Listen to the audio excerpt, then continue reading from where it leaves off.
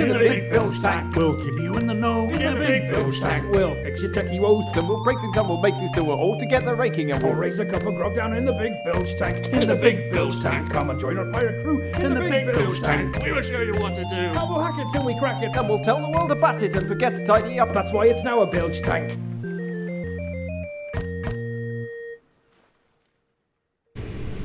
Hello, welcome to the Bilge Tank. What number are we today? 041 today. I'm joined by Sandy McDonald and Paul Beach. Yeah. And today we're going to talk about plants and microdotty hat and Enviro and shiny blinking things and some cool stuff we found on the web. It's going to be pretty zero-centric, I think, more than anything. It's always zero. There's zeros everywhere. Well, actually, no, this is a Pi 3, so don't do any of your zero nonsense. Yep. Except in clusters. So, quick update on the Internet of Plants, and then we'll kind of give it a rest for a few weeks until we harvest. What we have here is we have nearer Sandy, we have the control, which has just been sat in a window, and here nearer Phil, we have the one that's been under 24-hour light. It's a tasty super plant. So we can see the difference, yeah? Yeah, it's quite amazing actually, the difference between the one that's been in the natural light. I don't know if you can. That's better. Yeah, you can see. So you can see they're like easily half the size of the one that's had the hydroponics light on it for 24 hours a day. So obviously it's getting at least twice the amount of light that the other one's getting, and you can see that they're like really kind of a bit anemic looking and they're very pale, aren't they? Very kind of weedy as well. It's worth mentioning that some of the plants are actually a different variety to the ones that are in the non-control. But the ones that are the same are definitely just I think there's a profound difference. I think these ones are the same as these, and you can see the difference in the size and the colour. Yeah, it's quite remarkable, really. I guess when we kind of harvest and taste, then we'll see the difference. Have a Bilge Tank salad eating episode. Yeah, and have a Tesco control lettuce for comparison. Thing is, we don't know when they're actually done. I don't know. I reckon by Monday they probably will be done. They don't look like proper full-size lettuce though. They look kind of small still. How big are they supposed to get? Like the IKEA video, like have them up here. Yeah, just like standing right up to the light. Yeah. A head of lettuce, so she should be the size of a head. Surely. Has it been 3 weeks now? It was the 20th of May, so not even. Yeah, 3 weeks. Yeah, 3 weeks is about right. Yeah. The light itself is rated at, I believe, 9 watts. It's 9 1 watt LEDs. So if you work out 24 hours times 9 watts, which is what, 240 watt hours, 200 watt hours, somewhere between that. It's not a lot. Price per watt hour for electricity, about 10-15p, depending. Yeah. How do you know these things? Plus about 50 quid for the bill. Yeah, we'll work out a price comparison with the Tesco lettuce when we harvest. Yeah, reckon it's probably about £1 a leaf. Is that? So what do we say? Let's say 200 watt hours, 10p. Yeah. Plus 50 quid for the actual thing itself. Yeah, that's true. But no, sorry, not 200 the watt cost hours. of the light itself. That's insane. It's probably about 50 pence a leaf, assuming there's 100 leaves and £50 for the thing itself. But then I guess each time you do it, then it's going to get cheaper. Yeah, that's how it works. It's economies of scale, man. But yeah, we need to just keep making lettuce. And we've now got this. I made a Perspex mounting plate to mount the Raspberry Pi Zero and the Flotilla modules, and you can't really see it down here, the Flotilla dock.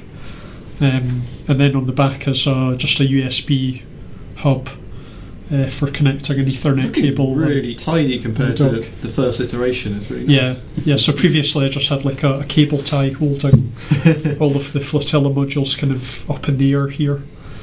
So this is definitely a bit of a neater way of doing it. Yeah. And the idea is that the camera will actually be mounted here as well. Obviously we started with it mounted up here, but obviously we didn't want to move it down here because we're doing things like time lapse Yeah, and that would just videos, and it would kind of mess up the time lapse. But Yeah, it might get blocked off as well. I want to try it kind of rotating 90 degrees in the middle at the top, because I think there is a gap there, and the aspect looks about It's right. not one in the middle because the lights are spaced out such, but you can put it slightly offset going Yeah. quite easily. But yeah, if it's pointing out that way, is the field of vision large enough that you get a good overview of the plants, do you reckon? Could be interesting. Until they grow really big. Until they grow really big, and then at which point it blots it out and you know if they're ready to harvest. Yeah. I can't see anything but green! Anyway. I've been doing some analysis of the data we've been collecting from the flotilla sensors as well. So we've been logging the data and taking photos every 10 minutes. So we now have like a big tab separated table of all of the data that's been collected from the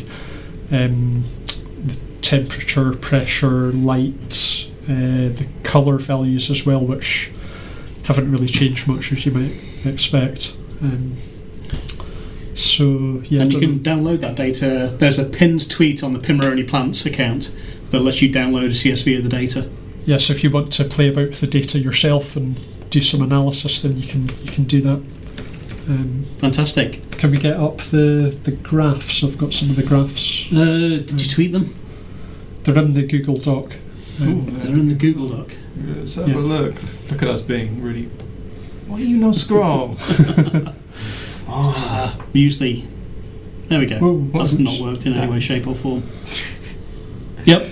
Wah, wah, wah, wah. No, can't see the graphs. They're on the next page. Oh, there we go. Yeah, we did. Can we get it up on the camera? Yeah. Look at you with your sanity and. Can we do whatnot. like a... Yeah, that's There we better. go. So what's the um, first one? I'm doing this the wrong way. So this one here, this is the light readings, and it's basically for each time point through the day, taking the average over all of the days. So this represents one day. I see. So this is the lighter coloured area in the middle is the spread for all of the days, and the min. Exactly. and Yeah, maximum it's values. the max and the min values for all of the days, and you can see actually that where it starts to go up is at about, I think it's about 4:45 a.m., which is exactly when the sun rises. Yeah. Like over the past month. So this is kind of a little graph of how the weather's looked as well, I suppose, over the last. Yeah. Well, I've got the weather. That's just light. And then if you go, would correspond to how overcast it is, Yeah. all sorts of stuff, but not in this kind of visualization. so this is the temperature now.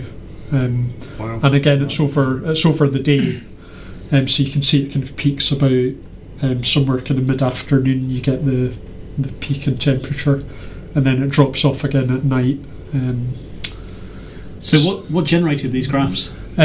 So I did these with Matplotlib, which is a Python library for doing plotting. Oh, nice. Right, so It's Matplotlib, for those Matplotlib. of us just south of the Yeah. border. Matplotlib. Is that a town? We should have subtitles for Isn't all that bad. for all the southern people that can't understand my accent. Cool. Yeah, so it's been really warm. That correlates. It's been really warm. Yeah. So we actually have the. I've got the. Nice. So this is the pressure. So you can see this is a bit all over the place, really. But that's over days, so you can see where it was cold last week, and Yep. then it got really, really warm, and the Yep. pressure goes up. Yep. Yeah, and you can see that this is the temperatures. So you can see that, like the most recent data, you can see the temperature going right up, which is the kind of warm spell that we've had for the past week or so. And then before that, it was fairly cold. So yeah, so we're gonna do another blog post all about the data analysis and about the infrared imaging that we've been tweeting as well. So we've now got a second camera that's doing infrared images. So I'll do another blog post about the infrared and about the data analysis. The internet, obviously. Fantastic. You just want to get up Alex's stuff as well, because he's been collecting data from his crest as well and linking things up. Why Why is it not working for me? Why is my finger not touch compatible? We've got a fake finger here, robot finger. Robot finger. There you go. Oh, It doesn't help at all, does it? no, it does not. Rage! See if you can select those while we just... So segueing on from the data there, while you try and show off Alex's stuff.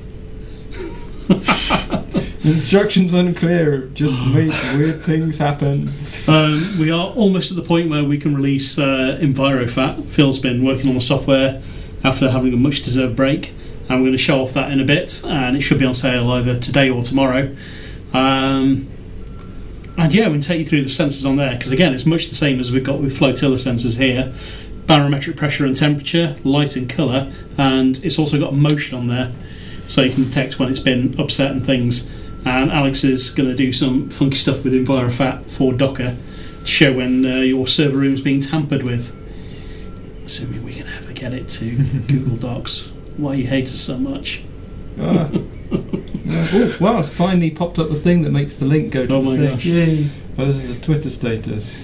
Yeah. Tech motion achievement unlocked. Off to work. So let's bring that up. So you shake the Enviro pHAT here, and it goes, whoa, it's moving about, there's an earthquake in the server room. Not sure that's a normal thing that you'd monitor in a server room, but I suppose it depends where you're based. Pretty sure, yeah. San you know. Francisco. Yeah. In Sheffield, it would just be another ambulance has gone blaring past. And what's the other one as well? I think he's got a second one there. Second We one. can tempt fate. Docker status. Yeah. Back to the thing. Oh. There you go. Oh. It's working. Oh.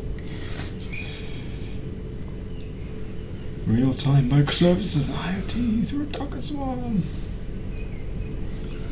So this is the one where it detects heat, so when your server room, the fans stop working, and this is a nice backup that tells you, whoa, it's gone too warm, and all deployed from a Docker. Good news, it works. Yes. So there we yes, go, it does work. and that'll be part of his DockerCon talk. Yeah, that'll be brilliant. So can we go mobile and start showing off Enviro pHAT stuff happening? Stuff. Yes. Here we go. Watch the camera moving. Oh, come off. Why is it not coming Oh, off? you need to loosen it and press the button on the side. It's complicated. It's so unnecessarily complicated. It's Amazon's cheapest. Hey, we're free. Complicated. We're free. Okay, so Phil, what's been happening with Enviro pHAT now we've kind of got it in production? Right, I've basically been writing software for it now.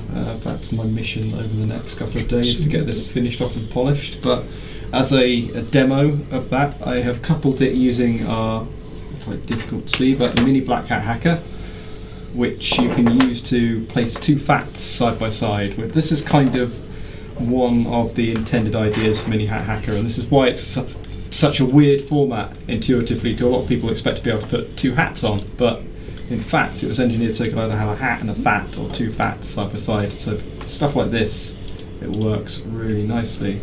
You could actually, if you were so inclined, put a female header on the bottom here if you got the unsoldered kit and plug the two pHATs directly on top of your Pi, have a little graph monitoring, and then have your sensors there. So this is set up so that the graph across micro.pHAT is showing the light level, and obviously it's a very bright room today. We've got lights all over the shop to light the Bilge Tank, so it tends to be maxed out, and I've actually calibrated it so it sits maxed out, because that works quite well, because then I can just hold my hand over and you can see the light level go down and down and down until it's gone. And I can lift it up and it'll be like, woo. Yeah. So that's using micro.hat as a real-time graph of the light level as it changes on Enviro pHAT, which is obviously somewhat useless in this respect, because if you mount that up on a wall or something, you're going to know the light level anyway because you're in the same room. But for things like motion or temperature, you could produce a little running graph of the room temperature or the pressure, and you could have it page between different things. But the idea that you can use a display alongside a complement of sensors, which actually in this case didn't have I2C addresses that were chosen for this explicit purpose. It just happened to be a fortuitous turn of events that there's no collisions between the 3 chips on here and the 4 chips on here. Yep. Because there's 128 addresses for I2C, or is it 127? 127 or 128 anyway. Yeah, it's yeah. I think one of them's taken up for the Master or some other such thing. Yeah.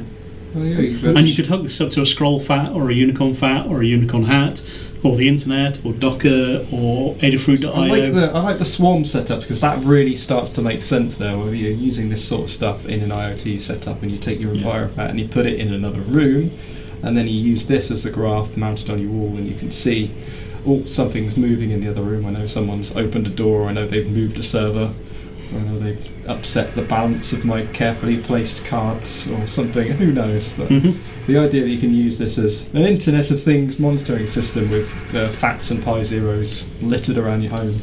And Enviro pHAT pretty much worked from the off, didn't it? That was well behaved. It was, because we have the luxury of picking some sensors that we're very used to, because these are the sensors from Flotilla. So this is kind of a single board Flotilla in a sense. Yeah, the stuff you'd really need for the Internet of Thingsy type stuff. Yeah. The analog sensor we've used before on Explorer HAT and Explorer pHAT.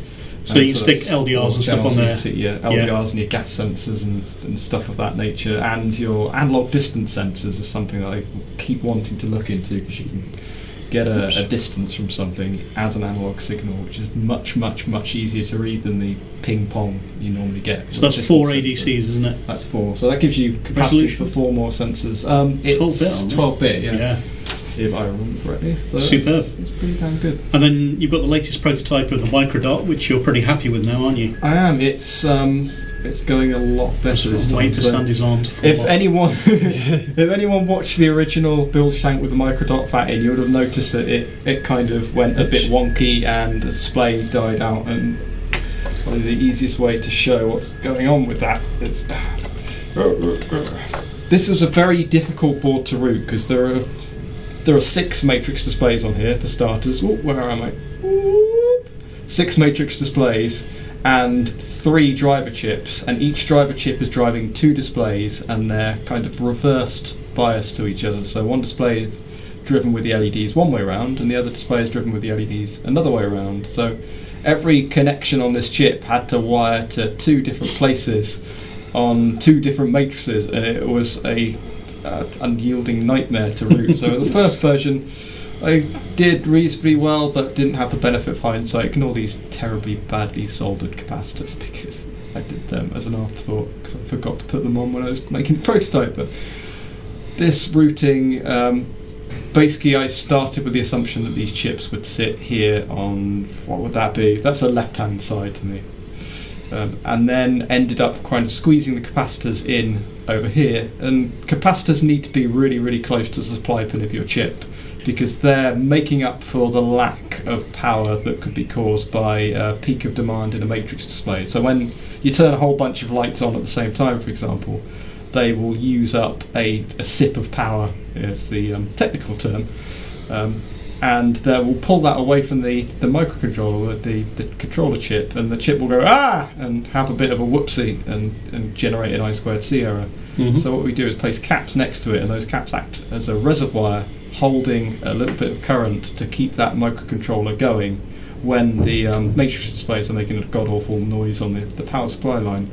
But on this revision of the board, they were placed rather far from the actual chip, so they may not look all that far, but the routing to get from these capacitors over to the chip is actually ridiculously far, and that copper trace that makes up that distance has with it an inductance, so it will resist the passage of current from those capacitors to the IC, and it just won't respond quickly enough to keep them up and running. So with the second revision, moved the chips over generally to the right and tucked the capacitors right in as close to the power supply pins as they could go, and that means there's less inductance on the trace that connects the capacitor. I need something pointy.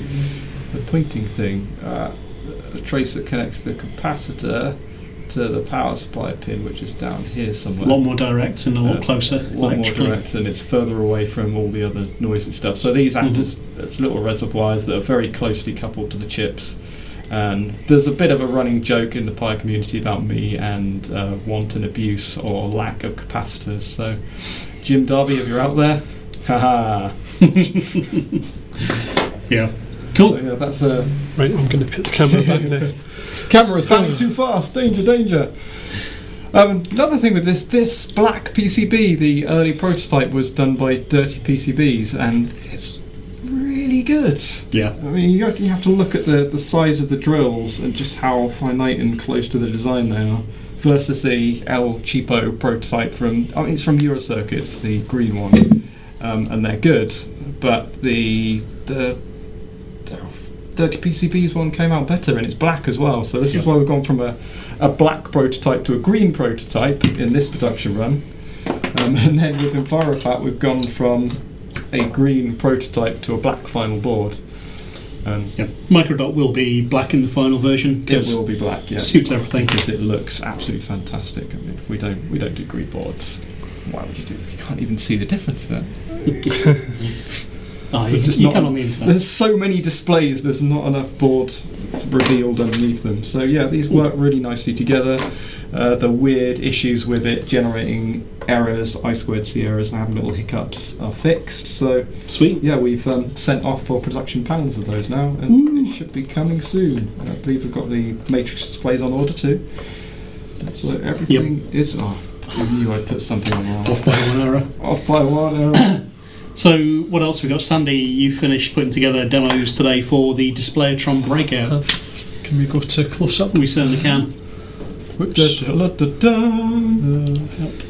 So there we go. Display-o-tron breakout uses that very nice dog LCD as just a breakout, more suitable for putting in projects in arbitrary places or on your Arduino and such like. How long until this breakout starts to get mounted onto Arduino shields in place of the ugly great big green ones that people currently use? Hopefully fairly soon, because that would be insane.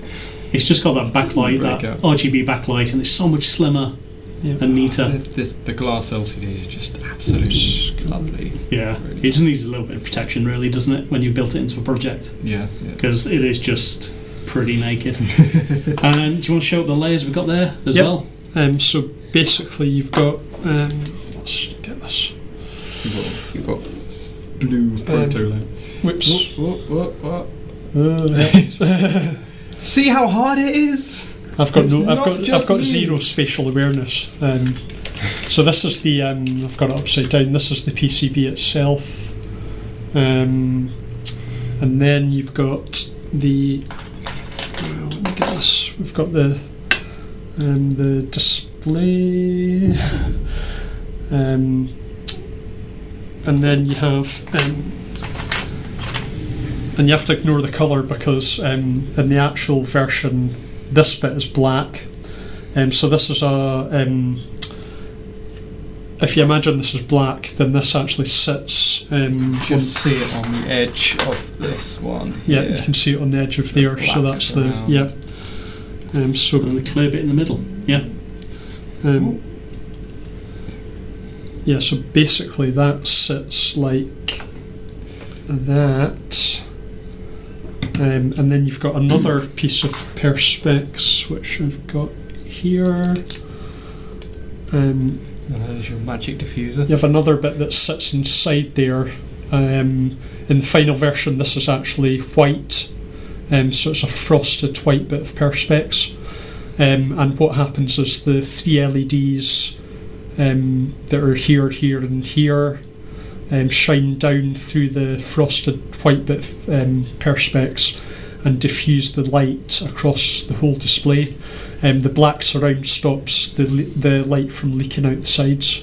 These LEDs are pretty cool as well. They're right angle mounts, so they shine across, and they are RGB, so they're very nice indeed. They are very nice. And we've got 3 zones on the Display-o-tron breakout. On this, the control for the LEDs is tied together, so all your red, green and blue channels are tied together, so you can't paint a rainbow across the screen, but you can use the PWM channels on your Arduino, for example, to create colours between just solid red, blue, green, yellow and the other colours you get from mixing the base 3 colours, so you can PWM dim them and get all sorts of different shades, which is nice.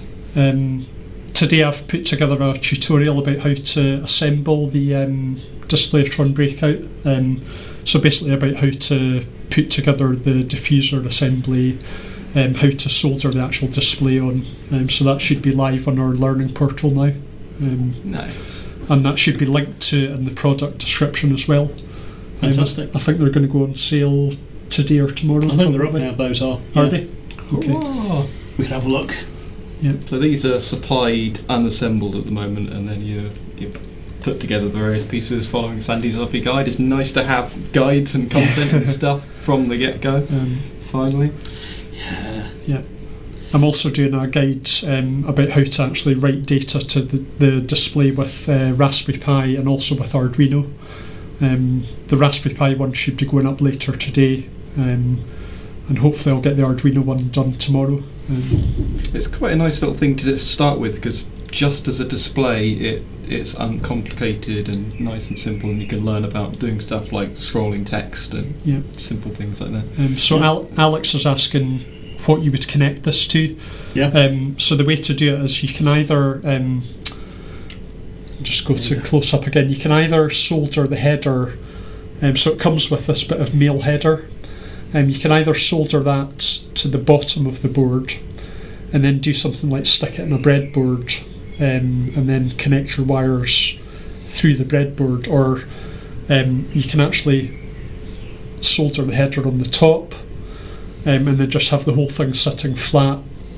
And then some jumper jerky or whatever. Exactly. Or And then use, you can solder solid core wire straight onto it as well. use some jumpers to connect the wires to your Pi or your Arduino or whatever. Cool. Yeah. Kirby's asking as well, is there going to be a guide for the CCTV kit? Yes, there is. I just need to sit down in here and do that.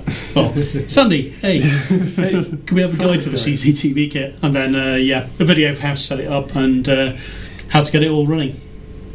Yeah.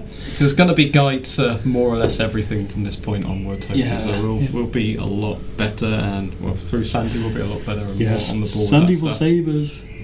More guides. What else we got in the news this week? Awesome. Yeah, we had something super shiny, so definitely want to get super shiny. Where did it go? I don't know. Alex is asking if the wires are in the correct place on the Display-o-tron breakout to insert straight into the Pi's header. You can't plug that straight onto the Pi's You can't header. do that. Have a bad time. That's what the Display-o-tron hat's for. But we got a Display-o-tron happening. Yeah. In the guide, I've got a list of all of the pins that you've got to connect the pins on the Display-o-tron breakout to on the Pi or on the Arduino. Someone had a website with these things documented. Here we go. And then the other thing I had to talk about this week was the Soul Crusher. The Soul Crusher. This is amazing. This is crazy. This would also suit to warm your house as well, by the looks of it. Yeah, but what a project, eh? So this is, I don't know the name of the dude, but they just said, hey, I want something to take to music festivals, and he then put this together in what looks a lot like SketchUp. Oh no, CAD. He used a proper CAD package. SketchUp is close enough though. And yeah, he's got what essentially amounts to a buckyball there, hexagons and pentagons tessellated with triangles, and then turn them into a prototype PCB. Model out the connections. It just blows my mind. Just look at this. Soldering together would be involved in that. Worked out how the neopixels would get wired up. Knocked himself up a circuit board. Got a load of them made with pretty patterns on. Printed them at Oshmark, and then next thing you know, woo, blinking lights. Come on, where are the blinking lights? There are the blinking lights. There's a video of it somewhere, isn't there? Yeah, he's got a YouTube link as well off there, I think.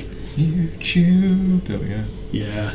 YouTube video was good if I remember. Shininess Maximus. Oh, I bet it was a nightmare to work out which pixel switch for the software to display patterns on it. It must be an absolute nightmare. Yeah. I don't know, but I have a feeling there's software out there to map things of this nature. But yeah, it would 150 be watts. Incredibly difficult. How many LEDs was it? 244 or something like that, I think. Mm-hmm. Somewhere about 250 LEDs in total. I mean, yeah. And it was all it was all hand soldered as well. Some people have incredible amounts of patience.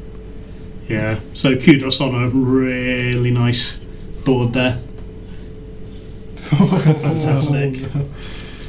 That is just soul-searingly good. It definitely needs a very subtle spinning globe effect on it. Yeah, map Get it to the, actual countries and things, and Countries just of the ocean. Or you can do scrolling text right round it. That'd be quite cool. yeah, God, making So- a font for that would be challenging, but yeah, that'd be cool. yeah. Send your ideas in. Well, consider those our ideas if you somehow happen to be watching. What else we got? There's been some new kind of Zero projects launched around. PySply launched their e-ink hat as a pHAT. They didn't actually ask us about the pHAT thing first, but it's out there now. a thing. pHAT's now a thing everywhere. And yeah, the size of it looks just about right. And again, a bit like anything with glass, they are a bit fragile, but it looks kind of cool. So I think they're up on the PySply site now. The pHAT also had their Zero View, which is a PCB which you use with your Pi camera board and Zero, and a couple of suckers to put it on a window. Quite a cute Which little is idea. neat. It'd be good for kind of sticking in the front of your car to get that kind of traffic cam thing going, although it might be angled a little bit higher. Point up, but fish I'm tanks sure and you stuff. could wedge a little bit of blue tack under the edge to push it back down again, because the back edge of the suckers will be flexible. Yeah. And they also had, in conjunction with Average Man versus Pi, just a basic motor driver for the Zero. Has two LM293Ds on it, H bridges, which is screw terminals, cheap and cheerful. Yeah. Although the Explorer pHAT, even though it has half the drivers, also has many advantages. Like being cool. But if you like your LM293D, they have that now on the They're pretty Pi. popular driver chips, those, aren't Yeah. they? Well documented, well supported. It's a nice through-hole soldering example as well, because you do the header, you do the dip chips and all that, and the screw terminals. I think they have GPIO 0 support for that as well now. I believe that Ben Nuttall's written a new part of GPIO 0 to specially support that board. Okay, cool. So yeah. Yeah. Cool. So much Explorer. And anything else for this week, fellas? I don't think so. I think so.